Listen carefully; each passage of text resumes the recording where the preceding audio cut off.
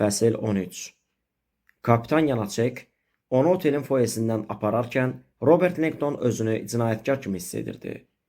Qəbul masasının yanından keçəndə Yanacekin telefonu zəng çaldı və kapitan səsi eşidilməsin deyə kənara çəkildi. Professor, Harris onun yanında astaca pıçıldadı və tək qaldıqları anı fürsət bildi. Xahiş edirəm məni başa düşün. Kapitan Yanacek laboratoriyanın yerini artıq bilirdi. O sizi istintaqa mane olmaqda ittiham etmək üçün tora salırdı. Mən laboratoriyanın yerini açıqladım ki, Kapitan Yanacek sizin istintaqa mane olduğunuzu iddia edə bilməsin. Yoxsa sizi dərhal həbs edərdilər. Çox sağ olun. Yəqin ki... Dost Reçi, Yanacek qışqırdı. Zəngi bitirib foyeni sürətlə keçərək Langdona tərəf gəldi. Bəssi danışdığınız, gedirik. Langdon itaətlə Yanacek və Harrislə birlikdə oteldən çıxaraq yüngül qar yağışının müşayiəti ilə getməyə başladı. Fevralda sübh gec açılırdı.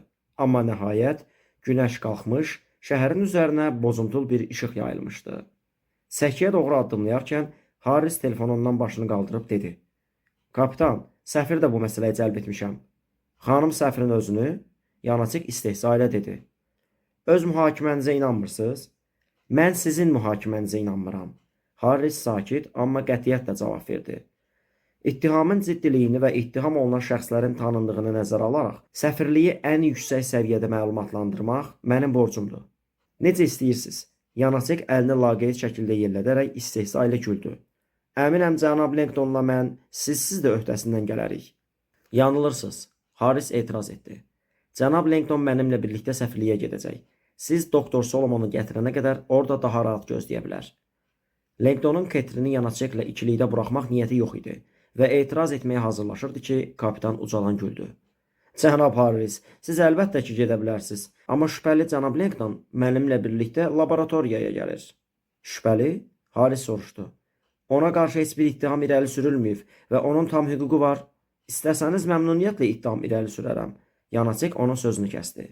Praqanın ən yaxşı otellərindən birini təxliyə etdirməsi və buna hansısa fantastik yuxunu bəhanə gətirməsi işimi xeyli asanlaşdırır. Harris sustu, variantları ölçüb biçdi. Bir neçə dəqiqə sonra çox sərt bir üz ifadəsi ilə Langdona tərəf döndü. Professor, səfirlə təcili görüş istəmişəm. Təxminin yarım saat tək başına qala bilərsiniz? Əlbəttə, Langdon dedi. Yaxşı, səfiri məlumatlandırıb laboratoriyaya gələcəm. Bəlkə də səfirlə birlikdə... Təşəkkür edirəm, Langdon dedi. Əminəm Ketrinlə danışan kimi hər şey aydın olacaq. Harris yenidən bir siqaret daha yandırmış olan Yanacekə tərəf döndü. Kapitan, nəzərinizə çatdırım ki, səfirlik sizi izləyir.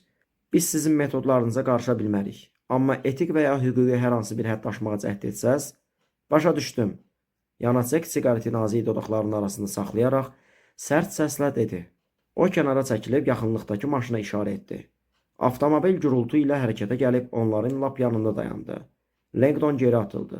Diqqətli ol. Qara Şkoda sedanının hər iki tərəfində ıssı logosu vardı. Yanacek arxa qapını açıb Langdona minmə işarəsi verdi. Langdon içəri girəndə Yanacek Harrisə tərəf döndü. Xəbərdarlıq edirəm Attaşe. Yaxşı olardı ki, tələsəsiz. Xanım Solomonun sorğu-sualını gecikdirmək niyyətim yoxdur. Michael Harrisin taksisi Four Seasons otelindən uzaqlaşdı. Sürücü sağa dönmə işığını yandırdı.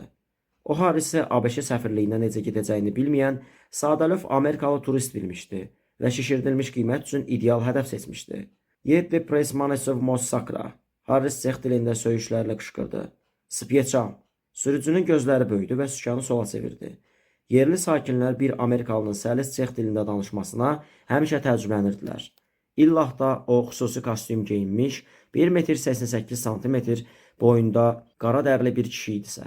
Michael Oku Harris Filadelfiyalı varlı bir ailədə böyümüşdü və onu Brnolu miqrant dayəsi tərbiyə etmişdi. Valideynlərinin məsləhəti ilə dayə oğlanla yalnız çex dilində danışmışdı və Michael 15 yaşına çatanda hər iki dildə sərbəst danışırdı.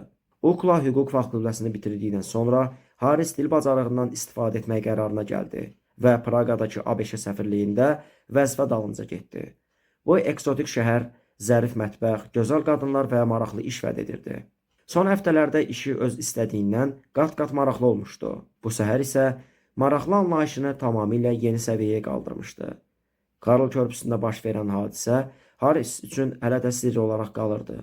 Yanaçekin kitab üçün reklam hiləsi iddiası gülünc səslənsə də, Harris etiraf etməli idi ki, bu fikirdə qəribə bir məntiq vardı. O uğurlu insanların karyeralarını irəli aparmaq üçün hansı risklərə getdiyinə həmişə heyrət etmişdi. Mən də daxil, deyə Harris öz-özünə xatırlatdı. Bir neçə ay idi Harris səfir üçün qeyri-rəsmi işlər görürdü. Bu işlər texniki baxımdan qanunsuz olmasa da, hüquqi cəhətdən əsassız sayılırdı.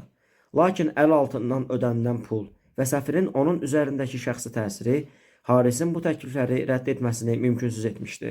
Ümid edirəm bu bir gün məni işə salmaz, deyə düşündü. Amma içində bir şübhə vardı.